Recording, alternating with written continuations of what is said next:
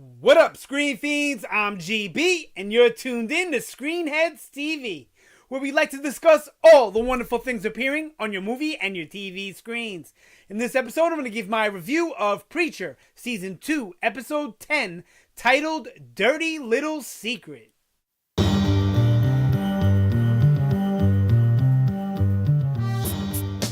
Alright, so sorry this one is so late.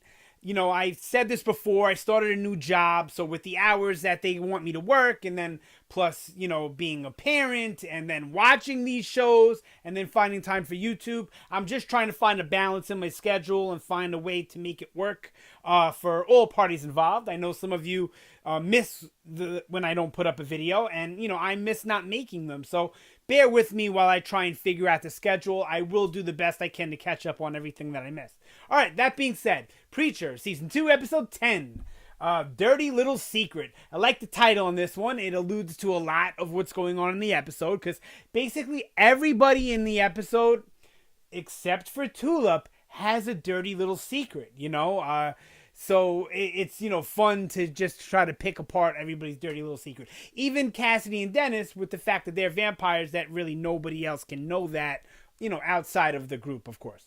All right, so we get the synopsis reads, Jesse connects with an unlikely source.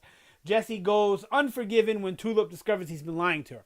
So let's start with the bulk of the episode, the Jesse stuff. It really was the best stuff in the episode. The Jesse, ARE Star, the Grail stuff. All right, so the episode opens on a very strange note, and it felt a little off, but I think we've all come to expect Preacher to be a little off, to be a little strange and a little out there, or even a lot out there at times. So it makes it a little easier to accept certain things, but this scene would definitely, you know, even though I know where they're going with that particular storyline in this episode, I really didn't think they were going to tell us all of what they told us in this episode. I really thought most of this stuff was going to be Season 3 revelations, but whatever. They're moving it along pretty quickly, but it doesn't feel rushed, so that's what's really most important. So we get Jesus impregnating a woman, having a good old time, back in biblical times. And what was jarring about it was that they were speaking as if they were from today. And, you know, that definitely felt a little off. It was an odd choice. I don't know why they just didn't go to make it feel a little more realistic and a little more authentic with, you know, having them speak like it was olden times, biblical times, whatever. I don't know. It was off. But, you know, it's Preacher, so all is forgiven, right?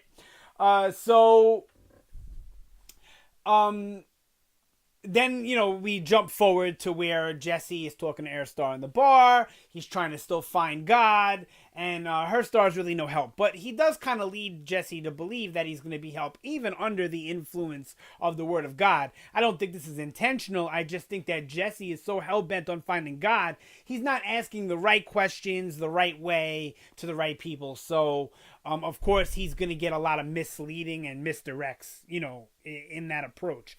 So, all right. So basically what we get is ARE Star takes him to meet like the heads of the religion around the world, Christianity, whatever. I think it's like a cardinal or a bishop and the Pope. And we get this great encounter with Jesse and these two religious figures, where he's trying to pick them for information on what happened to God, where's God, what's going on. And they both have two very, very different theories. And that's exactly what they are, is theories, which lets Jesse know that nobody really knows where God is. Nobody really has the answers. But one of them lets slip that the Messiah will probably know where to find his father. So then, you know, we get ARE Star taking Jesse to Paris. That's where they're holding the Messiah. They don't really tell you that in this episode, I don't think, but in the books anyway, that's what it is, Paris. And it leads me to believe it's definitely somewhere in Europe by the way that they do the transportation there, which I like that little montage. That was pretty cool. So now in the book, there's multiple Messiahs, I believe. And they're a little bit more unhinged than this guy. This guy's unhinged, but like they're throwing shit around. You know, they're acting very primitive and primal in the book. Whereas, you know, this dude is, he's basically just severely disabled. I definitely laughed out loud when he pissed on Jesse, though. Even though, I knew they were going to do something along those lines because of what happens in the source material, it still totally, it got me and made me laugh out loud. Now, if you notice, Airstar has total disdain for the Messiah, right? We can see why. They built him up like he's they're gonna save the world. We're all gonna worship him. And then when her star gets privy to the truth of it all, he sees that the guy is just basically a babbling idiot. And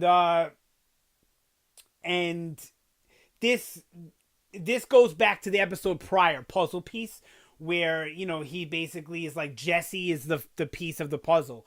And what he means by that is, once he realized what the Messiah was, he knew he had to find a replacement.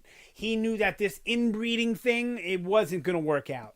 History's proven that, because there's been, and they allude to this in the episode, there's been countless royal families who've tried, the inbreeding thing to keep the bloodline pure, and usually this is what you end up with in the end. So her star knows that he needs to find another Messiah. And then when he learns of Jesse's power and sees it for himself and realizes that Jesse's like damn near impossible to kill, he comes to the realization that Jesse's the missing piece. Jesse can be the Messiah. Jesse can be the one that everyone worships. Now, I'm not going to tell you any more about Airstar's plans or ideas for what to do with Jesse, because I don't want to, that's definitely spoiler territory, and I don't want to go down that route. But it's going to be more than interesting, just to say the least, right? So that was all good stuff. The way they handled it was good.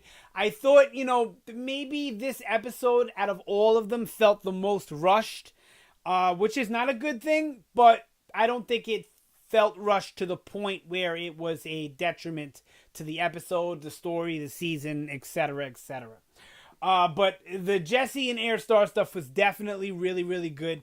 And it was cool to see these two very, very different people who are basically on opposite sides in this story, as far as protagonists, antagonists, and all that goes. It was interesting to see them interact the way that they did. And if you noticed, her star's people at points, when if you really pay attention, they had on earmuffs, I guess, so that they can still provide protection for her star. In the case that Jesse, tries to do something, they can still protect him. But it's odd to me that he didn't put them on himself, at some point. But whatever. All right. So that's really it. That's all we got with Jesse and the her star stuff. There's a lot of good stuff come with both of those characters, individually and together. But if you notice, when Jesse was beating her star in the bar, he looked to enjoy it. And if you notice the thing about when he asks Jesse about the nipple rings, and he tells Jesse that while he was being sodomized for the first time, he couldn't help but think of Jesse. All of that stuff will become maybe not important, but relevant, right? It may not be the most important stuff in the world, but it'll definitely be relevant to the character, if not the entire story. So yeah, pay attention to all that stuff. All right, so let's just move over to Cassidy and Dennis real quick. Cassidy's obviously trying to control Dennis and keep him, from turning into a complete monster, and it doesn't seem to work. Now, if you remember from when Cassidy was debating whether or not to turn Dennis, he called like an old vampire buddy, and the dude asked him, well, what's Dennis's temperament? And Cassidy just, I guess, assumes it's good. But remember, Cassidy doesn't know Dennis. He may be his father, but he's not been around for Dennis's life. He even says it in this episode where, the funny scene with the hookers and all that, with the twister and all that. Great stuff. Cassidy is just one of the best characters ever. I love him. All of these characters really are some of the best characters I've ever seen. But whatever. All right, so he assumes that Dennis, I guess, has the right temperament, even though all we've seen from Dennis is him being grumpy. I think more so than anything, it was Cassidy feeling bad about not being in Dennis's life, and that's why he bit him. Not because he thought that Dennis would make a responsible vampire, but we can see that Dennis is not going to be that. And I don't remember any of this from the books. I don't remember any of it. It may have been in there, but I really don't think it was any of this stuff with Dennis and Cassidy having a 70-something, 80-year-old kid or whatever, and then turning him to a vamp. I don't remember any of that. So it might have been a subplot, or it might have been something that was said in dialogue and we just didn't see it, but I don't recall any of that. So it'll be really interesting to see how this plays out. I don't see it playing out good. I'm going to guess that Cassidy's going to end up having to put Dennis down because Dennis is going to get unhinged. But who knows? Maybe Dennis will get loose and become like a villain going forward. You know, who knows? Either way, it'll be pretty heart-wrenching stuff because it'll be father versus son. And Cassidy, we've seen, loves Dennis. Even though he hasn't been there for him or hasn't been a great dad to him, he loves him. And he really does feel bad about his actions in life, I think. So. But we see Dennis feeds by the end of the episode where he's not supposed to. So this is going to be really interesting to see how that plays out. All right, let's just move on. I don't want to make this too much longer. And then we get Tulip. Well, first off, let me just say that I'm not happy with how Tulip is being tricked by Featherstone. I liked in this episode how she kind of started to become even more suspect of it. And then the whole thing with the drunk husband, which, what's his name? Hoover? I kind of liked it, but I feel like Tulip is way too smart for this to be happening. But you can always chalk it up to the PTSD and what she's going through. You see she's not so observant with the eggs, how she's just putting the whole shells in there. She's dropping them and not noticing. So I guess they're putting all that stuff in there to let us know that Tulip is not that observant right now. So they get a pass on that too. Even though it's been the part of this season I haven't liked, is how Tulip doesn't seem like her normal smart self. But like I said, that could all be chalked up to the Saint of Killers and all of that. So, but we get Tulip finding the Jesse's stash of the Saint of Killers hand cannons. And man, those things are huge. When you see them laid out on the table, I would not want to mess with anybody wielding those things. Not that I want to mess with anybody wielding dual 6-shooters, but especially not those things. But we can see how Tulip is going to start to distrust Jesse, and we see that wedge being put in between all three of them. Both of them, Cassidy and Tulip, feel like Jesse doesn't really care about them. All he cares about is finding God. And then you have Cassidy trying to be the glue to hold everybody together, but nobody really allowing him to do that. And he's starting to resent Tulip and Jesse for that. More Jesse than Tulip, but I see some resentment there with Cassidy and Tulip as well. And then, you have Tulip, who feels distant from Cassidy and untrusting of Jesse. And now when the revelation comes out that she's been being played by Featherstone the whole time, which I'm sure the revelation is going to come out this season, right? Probably soon. She's going to have a general mistrust, I think, for all parties involved. Just people in general, I think she'll be maybe more akin to the Tulip we met in season 1, but even more mistrusting because now she's not even going to have Jesse. She's not even going to trust Jesse, which seemed to be the only person she really trusted from, in season 1. So, excuse me. All right, yeah, so this was a good episode. Like I said, it moved things along a little bit quicker than I thought, but there was a lot of revelations in this episode, especially about the Grail and what they're up to. I'm hesitating doing a video just on the Grail yet. I at least want to let this season finish to see what they're going to divulge about the Grail. But honestly, we've learned a good deal about them. Almost close to everything that we really need to know about them. There's a few other things. And then, we still have Jesse's past, which is a big mystery. A lot of Cassidy's past is still a big mystery. And really Tulip. So we have a lot of stuff to come. And I'm sure they're not going to handle all of that this season, but they've already had shades of Jesse's past and shades of Jesse and Tulip's past together.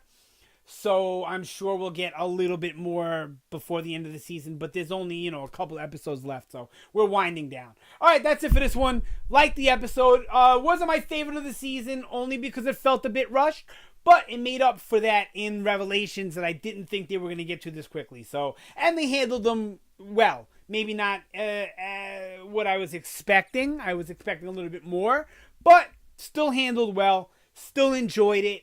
I hope you guys who haven't read the book enjoyed it more than me. And those of you who read the book, hopefully you enjoyed it as much as I did or even more. I can understand if you didn't enjoy it as much as you enjoy the revelation in the book. But that being said, good stuff. All right. Sound off down below. Let me know what you thought about the episode Preacher, Season 2, Episode 10. Dirty Little Secret. Let me know what you think about the video. Or anything Preacher related you want to discuss down below. All right, that's it for this one. Thank you so much for watching. Always appreciated. Sorry it was so long to get this one out. I'm going to do my best to churn them out regularly. All right, you guys have a great day, and I will see you next time.